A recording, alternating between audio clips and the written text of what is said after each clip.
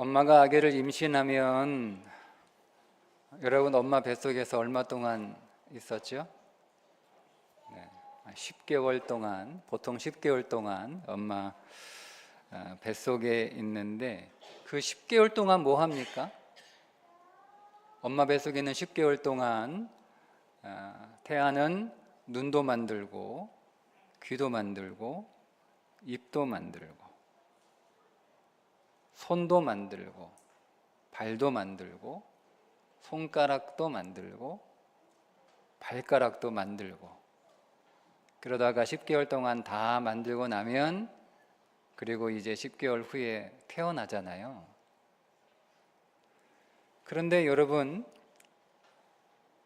목사님은 궁금한 게 참 이상한 게 뱃속에 뭐 볼 게 있다고 눈을 만들어? 뱃속에서 뭐 들을 게 있다고 뱃속에서 누구하고 얘기하나? 근데 왜 귀를 만들어요? 뱃속에서 뭐 먹을 거 있다고 탯줄로 엄마 영양분 다 받는 거잖아. 입으로 뱃속에서 뭐 먹는 거 아닌데 왜 입을 만들어요? 뱃속에서 할 게 하나도 없잖아. 거기서 뭐 할 일이 있다고 왜 거기서 힘들게 10개월 동안 가만히 있으면 되지 왜 손을 만들어? 뱃속에서 어디 갈 데 있어요? 갈 데 없잖아. 어디 가려고 여러분 발을 그렇게 열심히 만들어요? 응? 엄마들 아기를 갖게 되면 이렇게 병원에 정기적으로 가서 진료하잖아요. 그죠? 근데 아기가 잘 있는가? 이거는 병원 안 가도 모르나? 이렇게 만져보면 애가 막 발로 차고 막 그러는데 그죠? 엄마 알아요. 아기의 생사를 확인하러 정기적으로 병원에 가는 건 아니죠. 가면 물어봐. 잘 크고 있어요? 눈은 생겼어요? 손가락은, 발가락은 의사가 손가락, 발가락 봐요. 이게 손이에요. 이게 다리예요. 이렇게 일러주잖아. 그죠? 이상하지 않아요? 여러분 지금 속으로 목사님 참 무식하다 이러고 있지. 목사님 너무 무식해. 목사님 진짜 무식해. 그죠? 네. 목사님 뱃속에서 필요한 게 아니라 세상에 태어나서 필요한 것들을 만드는 거 아니에요? 목사님 그것도 몰라요? 그렇죠? 그렇게 질문하면 진짜 무식한 거예요. 뱃속에서 볼 것도 없고 들을 것도 없고 먹을 것도 없고 할 일도 없고 갈 데도 없는데 그거 뭐하러 힘들게 만들어? 그냥 가만히 있지 라고 얘기하면 진짜 무식한 사람이야. 진짜 무식한 사람이야. 그래서 엄마들이 임신 중에 병원 가서 아기의 생사를 확인하는 게 아니라 잘 크고 있어요? 이렇게 물어보는 거잖아. 그래서 의사도 잘 크고 있어요. 손가락 만들어지고 있고 발가락 만들어지고 이게 발가락이에요. 이렇게 알려주는 거잖아요. 뱃속에서 필요한 걸 만드는 게 아니라 태어나서 필요한 것을 만드는 기간이 10개월이라고 하는 태중의 기간인 거죠. 이걸 모르면 진짜 무식한 사람이에요. 그걸 이상하다고 질문하면 정말 무식한 사람이에요. 그런데 만약 우리가 살고 있는 이 세상이 전부가 아니고 우리가 이 세상에서 다 살다가 죽으면 죽음으로 끝나는 게 아니고 엄마 뱃속에서의 첫 번째 삶이 전부가 아니고 거기서 죽는 줄 알고 나 죽어 하고 막 안 죽으려고 그렇게 울었는데 탁 나와보니까 내가 전혀 알지 못하는 이 새로운 세상에서 태어났던 것처럼 내가 이 두 번째 삶으로 이 땅에서 내가 살아가는 삶으로 이것이 전부인 줄 알고 살다가 내가 죽음으로 다 끝나는 줄 알고 안 죽으려고 막 그렇게 어떻게든 더 살아보려고 애를 썼으나 그것으로 죽음으로 우리의 삶이 끝나는 것이 아니라 만약 내가 살아갈 세 번째 삶이 있다면, 여러분, 우리가 지금 두 번째 삶을 살고 있는데 이 두 번째 삶이 끝이 아니고 세 번째 삶이 있다면 어떻게 되는 거죠?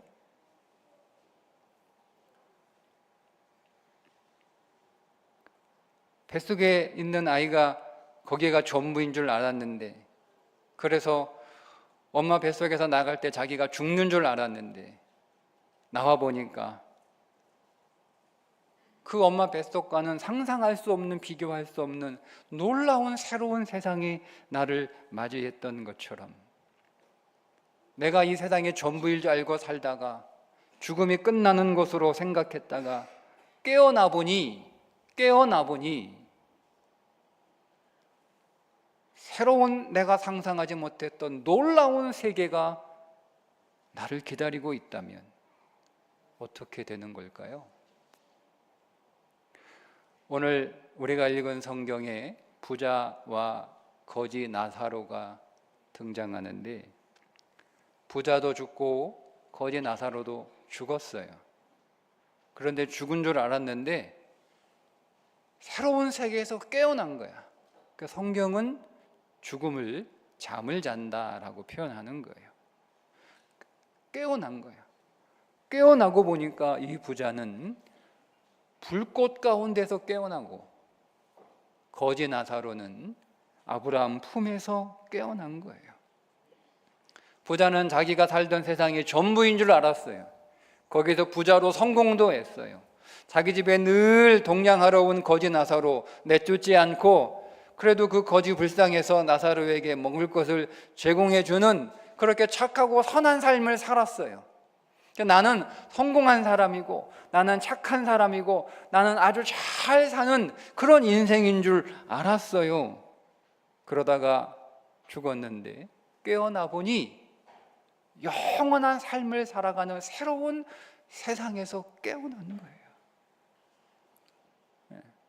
그래서 나사로가 아브라함의 품 안에 있고, 자기는 꺼지지 않는 뜨거운 불구덩이 속에, 그래서 목에 너무 말라서 부탁하기를 아브라함 손에 물을 찍어서 내 입을 좀 적셔 주십시오. 너와 나 사이에는 너무나 큰 구렁이 있어서 너도 내게로 넘어올 수 없고 우리도 내게로 넘어갈 수 없다. 그래요. 그렇다면 나는 어쩔 수 없다면 아직 살아있는 내 형제들에게 나사로를 보내서 죽음으로 다 끝나는 게 아니라는 것을 알려주세요. 이 세상이 전부가 아니라는 것을 아직 살아있는 내 형제들에게 알려주세요. 그래서 그들은 이곳으로 오지 않도록 그렇게 부탁을 해요. 그러니까 아브라함이 하는 말이 이미 모세와 선지자를 통해서 다 얘기해 줬다. 이미 성경에 다 기록되어 있다. 그러니까 그거 읽으면 굳이 죽은 사람 보내지 않아도 충분히 알려줬으니까 걱정하지 마라 라고 대답을 하니까 다시 부탁합니다. 아니 그래도 죽었던 사람이 다시 살아나서 이 땅이 전부가 아니라고 세 번째 삶이 있다고 알려주면 그래도 더 잘 믿지 않겠어요? 라고 다시 부탁하니까 모세와 선지자의 글에 쓰여진 것을 믿지 않으면 아무리 죽었다가 다시 살아난 사람들이 많아도 안 믿어. 성경에 기록되어 있는 것을 읽어도 들어도 믿지 않으면 죽은 사람이 다시 살아와서 천국이 있네, 세 번째 삶이 있네 해도 안 믿는다는 거예요. 성경에 기록되어 있는 그 내용으로도 충분하다는 거예요. 설교를 통해서, 선생님들을 통해서 배우는 것으로 충분하다는 거예요. 여러분 왜 교회 나와야 돼요? 여러분 왜 성경 읽어야 돼요? 여러분 왜 예수님 잘 믿어야 돼요?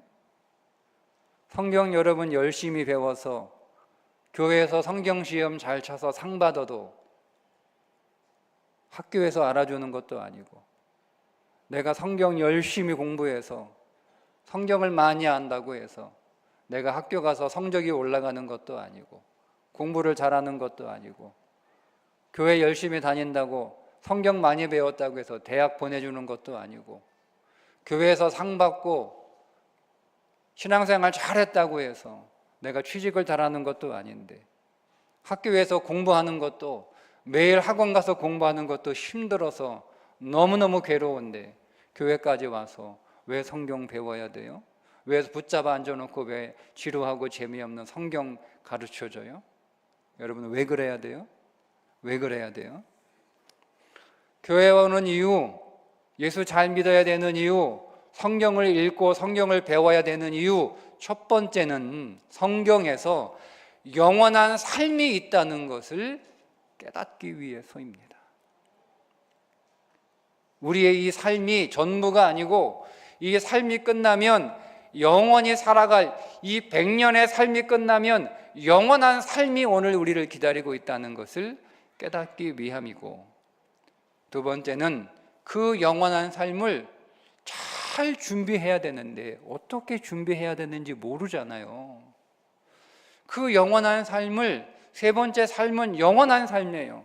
100년도 아니고 1000년도 아니고 영원한 삶이에요. 그 영원한 삶을 잘 살기 위해서 우리는 지금 여기서 준비해야 되는데, 엄마 뱃속에서 눈, 귀, 입, 손, 발가락, 손가락 준비했던 것처럼 우리도 이 땅 위에서 영원한 삶을 잘 살기 위해 준비해야 되는데, 어떻게 준비해야 되는지를 가르쳐 주니까 그거 배우러 교회 오고, 그거 가르쳐 주는 것이 교회이고, 그래서 성경을 배우는 거예요.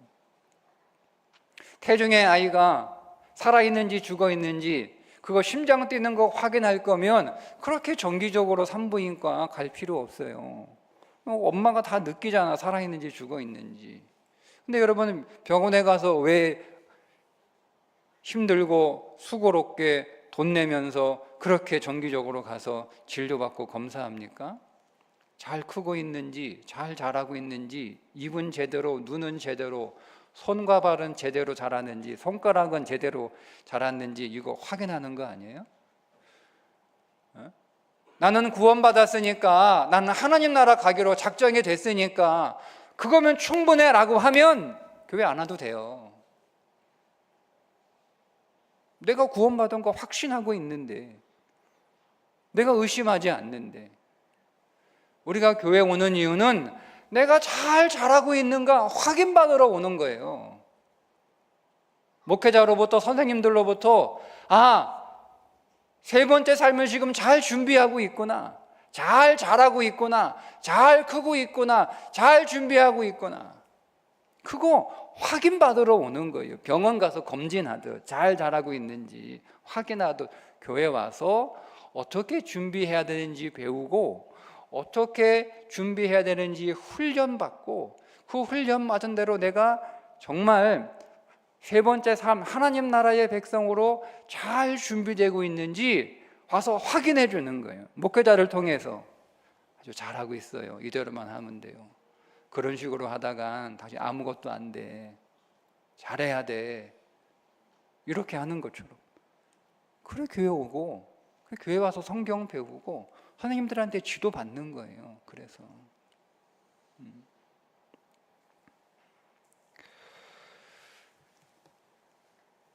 전도서 12장 1절과 2절 말씀, 자 한번 함께 읽어보겠습니다. 너는 청년의 때에 너의 창조주를 기억하라. 곧 곤고한 날이 이르기 전에, 나는 아무 낙이 없다고 할 해들이 가깝기 전에 해와 빛과 달과 별들이 어둡기 전에 비 뒤에 구름이 다시 일어나기 전에 그리하라. 무슨 말이에요?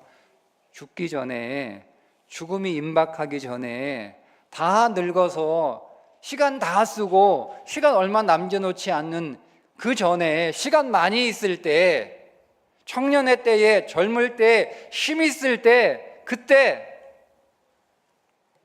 예수 잘 믿고 성경 잘 배워서 세 번째 삶 잘 준비하라는 거예요. 이게 누가 한 얘기입니까? 전도서 솔로몬이 한 얘기예요. 솔로몬은 세상에서 가장 지혜로운 사람이에요. 가장 똑똑한 사람이에요. 솔로몬의 지혜를 따라잡을 수 있는 사람들이 없었어요. 온 세계에서 네가 그렇게 똑똑해라고 솔로몬 찾아와서 솔로몬이 얼마나 지혜로운가 똑똑한가 시험하러 올 정도로, 그래도 그 솔로몬을 이길 수 있는 사람이 없었어요. 솔로몬은 세상에서 가장 성공한 사람이에요. 모든 것들을 가진 사람이고, 그는 평생 살면서 그가 하고 싶은 것들을 다 해본 사람이에요. 다 해본 사람이에요. 그 사람이 내린 인생의 결론이에요.